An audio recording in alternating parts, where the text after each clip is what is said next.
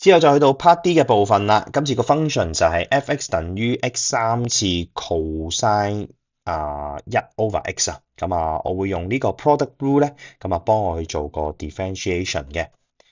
咁啊 Part D 嘅部分，咁我先將個 function 咧寫翻容易啲睇啦。咁啊 x 三次乘以 cosine 嘅 x 嘅負一次。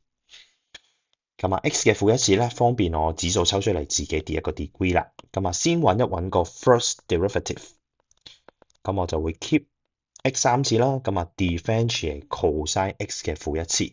咁呢度就會用 chain rule 啦。咁啊，先 differentiate cosine，咁就會出負 sin。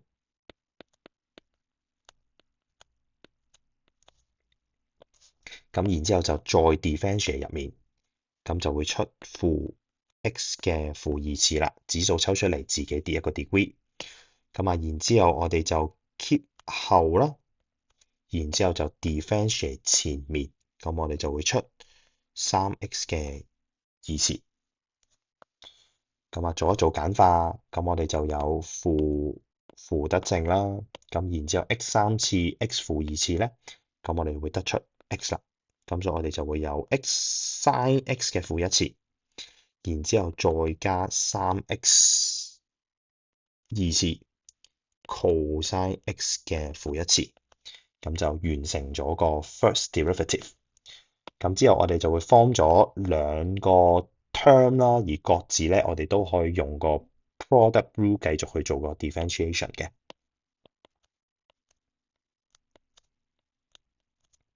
咁所以進入個 second derivative 啦。咁我哋就 keep 前啦，咁然之後就 differentiate sin x 嘅負一次。咁啊 differentiate sin 咧，我哋就會出 cosine 啦。然之後就再 differentiate x 嘅負一，咁所以就變成負 x 嘅負二啦。指數抽出嚟自己跌一個 degree。之後我哋就 keep 住後邊，然之後就 differentiate x，咁就會出一。咁啊，後面亦都係一樣啦，先 keep 起個 3x 二次啦。咁啊，然之後就 differentiate cosine x 嘅負一，咁我哋就會出負 sin x 嘅負一，然之後就再 differentiate x 嘅負一，咁就會變成負 x 嘅負二次啦。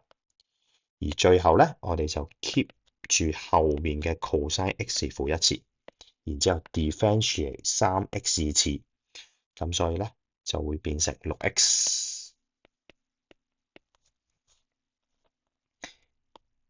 咁啊，前面兩個 term 就係做緊 x sin x 負一嘅 differentiation，而後邊嘅嗰兩個 term 咧就係做緊 3x 二次 cosine x 負一次嘅 differentiation 啦。咁啊，先寫靚佢先，咁啊，最後再做簡化，咁我哋就會有負 x 負一 cosine x 負一，再加 sin x 負一，然之後就再加3 sin x 負一，咁然之後就再加6 cosine 6x cosine x 嘅負一啦。咁啊，我會見到咧 cosine x 負一呢一個係個 like term 啦。咁然之後 sin x 負一sin x 嘅負一次咧，亦都係另一個 like term 嚟嘅。咁我哋可以將佢寫翻做份數，方便自己睇啦。而家咁啊，我哋就會有減1 over x cosine 1 over x，之後就加4個 sin 嘅1 over x，最後就再加6x 乘 cosine 嘅1 over x 啦。咁啊，再將 cosine 嘅呢一個咧，當係一個 common factor 咁樣去處理啦，或者通一通分母啦。咁我哋就會有 6x 二次減1 over x。咁啊，cosine 1 over x，然之後就再加4 sin 1 over x 啦。咁就完成咗 part D 嘅 differentiation。